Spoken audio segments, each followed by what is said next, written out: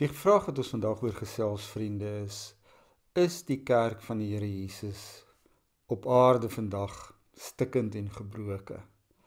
En as dit waar is, wat kan ons daaraan doen? My naam is Rassie, ek is 'n dominee in Ierland en ek is baie lank al 'n dominee en ek is oortuig daarvan dat my mening hieroor baie gewig dra. So vriende, ons gaan 'n gedeeltjie lees uit Nehemia uit. Ons gaan van Nehemia 11 tot 20 lees. Ek gaan nie al die versies lees nie, want dit is 'n lang stukkie. Maar kom ons kyk wat gebeur in Nehemia se ervaring met die heropbou van Jerusalem. En wat sien hy? Nehemia leef omtrent in die jaar 440 voor Christus en hy is 'n belangrike leier met die heropbou van die mure van Jerusalem. Kom ons kyk bietjie wat gebeur met Nehemia. Hy sê ek het by Jerusalem aangekom, dis vers 11, en toe ek 3 dae lank daar was, het ek in die nag gereed gemaak en ek en 'n paar manne saam met my. Ek het egter niemand ingelig oor wat God my op die hart gelê het om vir Jerusalem te doen nie. Daar was nie 'n dier by my nie, behalwe die dier waarop ek gery het. Ek het in die nag deur die Dalpoort uitgegaan, by die Jakkalspoort langs, na die Ashopoort. Ek het die muur van Jerusalem wat afgebreek was, en die poorte wat deur vuur verteer was, nagegaan. Ons gaan eers 'n bietjie net tot daar lees, dit is nou vers 13, en dan gaan ons na vers 17 toe. Ek sê toe vir hulle, julle sien die moeilikheid waarin ons verkeer, dat Jerusalem vervalle lê, en dat daar poorte deur vuur verwoes is. Kom ons herbou die muur van Jerusalem, sodat ons nie langer 'n bespotting is nie. Ek lig hulle toe in dat die hand van my God goed was oor my, en verder ook oor die woorde van die koning wat hy vir my gesê het. Hulle het gesê, ons sal gereed maak en herbou, so het hulle moed geskep vir die goeie werk. So dit was nou vers 17 en 18, en dan in die heel laaste versie, die laaste gedeeltjie vers 20, die laaste versie staan daar, die God van die hemel, hy sal ons sukses laat behaal, ons sy diensknegte sal gereed maak en herbou. En dan sê hy maar net so ietsie oor die mense wat nie deel is van die volk van Israel, en ons sal bietjie daaroor ook praat. So vriende, Nehemia kom terug van ballingskap af, en hy sien dat die stad Jerusalem in stukke is, in flarde is. Nou dink net vir 'n oomblik dat die stad Jerusalem is God se geloofsgemeenskap. Dink so daaraan.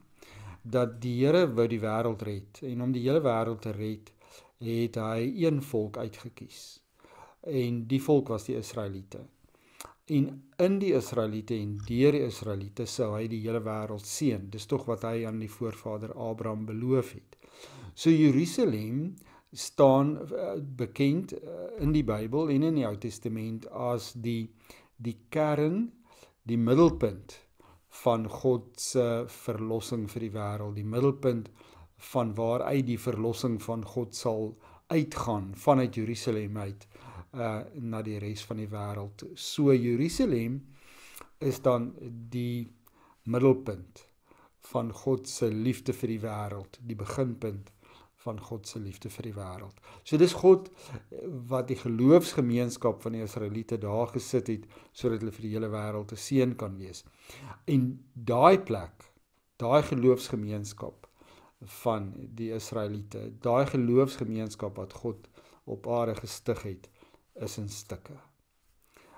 Dit was 'n muur, dit was nie net die Jerusalemse muur nie, maar ook die muur wat die tempel beskerm, dit was ook die tempel, met oor die hele Israelse grond, se plek, waar hulle vandaan kom, wat ook dan nou God se geloofsgemeenskap is. En as Nehemia in die nag gaan, om te kyk, om nie te veel lawaai te maak nie, om nie te veel rimpels te maak nie, want hy gaan baie teenstand teen sy werk kry, so hy moet dit baie versigtig hanteer. Dus kom hy in die nag gaan, dat niemand hom kan sien nie. Want Jesus nie ook gesê ons moet opreg soos duwe en versigtig soos slange wees nie. So dit is maar presies wat hier gebeur. So hy gaan in die nag en hy sien hoe stikkend die mure van Jerusalem is. En hy besef dat dit herbou moet word. En hy het 'n paar mense saam met hom wat hy dan nou begin motiveer vir die herbou van Jerusalem. En dan het natuurlik maar net die herbou van God se geloofsgemeenskap. Nou vriende, as ons dan nou vandag 2400 jaar later kyk na die stukkie, dan herinner dit ons aan die gedeeltjie in 2 Petrus of 1 Petrus eintlik, wat ek ook vir julle wil lees, hoe die stukkie nou eintlik dan by ons pas en hoe dit by ons invloed het, dit is nou 1 Petrus 2, vers 4. Kom na hom toe die lewende klip, wat wel deur mense afgekeur is, maar vir God uitverkore en vir hom kosbaar is, en laat julle as lewende klippe opbou tot 'n geestelike huis, heilige priesterdom, om geestelike offers te bring, wat vir Jesus en vir God aanneemlik is. So, die heel eerste kerk, die vroegste kerk, het hulle nog steeds gesien as die Jerusalem, die tempel, waar die offers gebring is en waar die priesters is. Maar nou was dit 'n geestelike huis, nee. So dit pas 100% dan. Dit wat Nehemia beleef, van die mure wat in flarde is en stikkend is, kan ons net so oordra op God se moderne geloofsgemeenskap, wat sy Christelike kerk is. En as ons nou saam met Nehemia vandag die moderne geloofsgemeenskap moet ondersoek, die moderne kerk, dan vra die vraag is, gaan ons ook stikkende mure sien? Gaan ons ook vervallenheid sien? Ja, verseker vriende. Kom, ek vertel vir u van die Christelike kerk, Jesus se geloofsgemeenskap op aarde, wat basies maar net so lyk soos die mure wat Nehemia gesien het, toe hy daar met sy rydier, sy donkie dit gaan ondersoek het. Die Christelike kerk is verdeeld. Ons het soveel denominasies, en ons beklei met mekaar, en ons is jaloers op mekaar, en ons kyk neer op mekaar, en ons probeer mekaar afkraak en mekaar afbreek. Ons het soveel verdeeldheid in die kerk van Jesus Christus. Vriende, en dit dui maar net op stikkende mure. Ons is almal lewende stene in hierdie huis van Jesus, maar as ons so met mekaar veg en beklei, dan is daar gate in die lewende, die geestelike huis van die Here Jesus Christus. Die eerste een is dan natuurlik dat ons so verdeeld is. Die tweede een, ons veg tog so lekker oor dogma. Ja, ons kan jare terug maar by die dogma begin al met Arius, wat gesê het dat ons kan ons verlossing verloor, en ons kan uit die hand van Jesus geruk word. Pelagius natuurlik het dieselfde ding gesê. So, vriende, dit is maar van die vroegste gevegte al wat ons het. Ons het beklei oor die godheid van Jesus. En toe kom ons by die reformatie, en ons beklei oor die beelde in die kerk en die feit dat ons net deur genade gered kan word, ensovoorts, ensovoorts. Toe kom ons nou uit by vandag se tyd wat ons beklei oor groot en klein doop, en ons het die charismatiese kerk en die konservatiewe kerk, en ons veg oor die werk van die Heilige Gees, wat is dit nou, en dan veg ons oor die groot en die klein doop, en ons veg oor die vrou in die amp, en so kan ons voortgaan. Dis alles gate in die mure van God se huis, net soos die muur van Jerusalem. Dan kom Nehemia en hy sê, maar kom ons bou, kom ons maak reg. En dis die boodskap vandag. Is die kerk van die Here Jesus Christus stikkend? Ja, hy is absoluut, net soos die mure van Jerusalem. Is daar nuwe bou nodig? Ja, absoluut. Ons met die kerk van Jesus Christus, die geloofsgemeenskap van Jesus Christus op aarde herbou. Daar's 4 punte.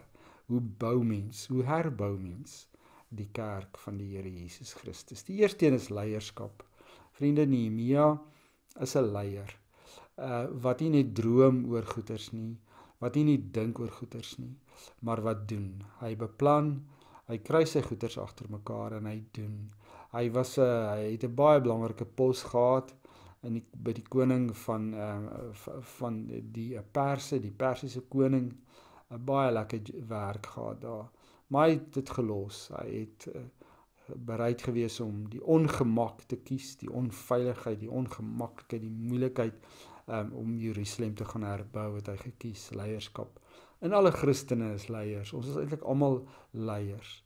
En ons moet kan opstaan om saam te bou aan die kerk van die Here Jesus en voor te vat en tou te vat en inisiatief van die dag te lê, vriende, om saam te werk. Die tweede ding is eenheid.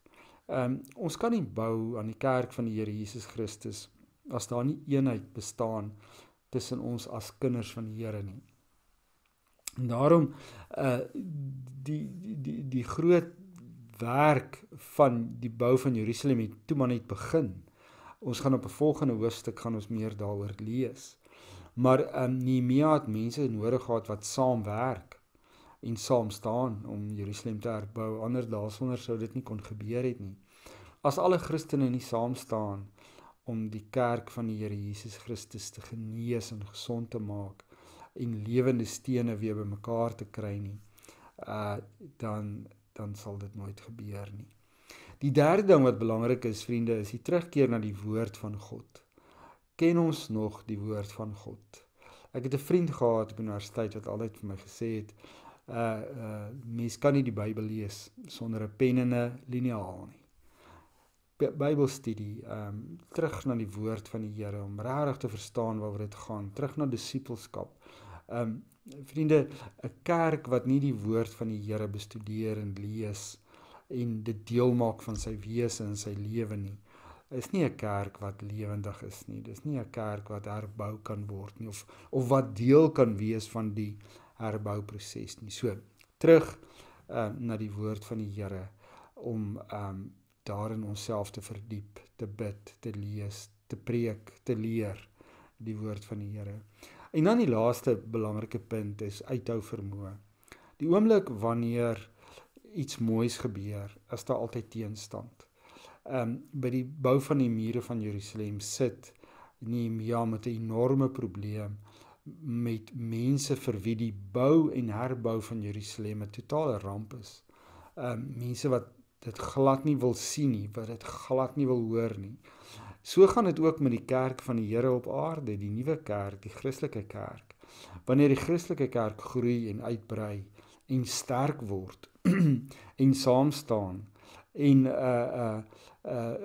lig bring in die wêreld en die sout bring in die wêreld, is daar nie mense wat dit doodgewoon nie kan vat nie kan hanteer nie, en wat in opstand daarteen is. So ons moet uithou, vasbyt, uithou vermoë. So, vriende, is die kerk van die Here Jesus Christus in stukke? Ja, hy is.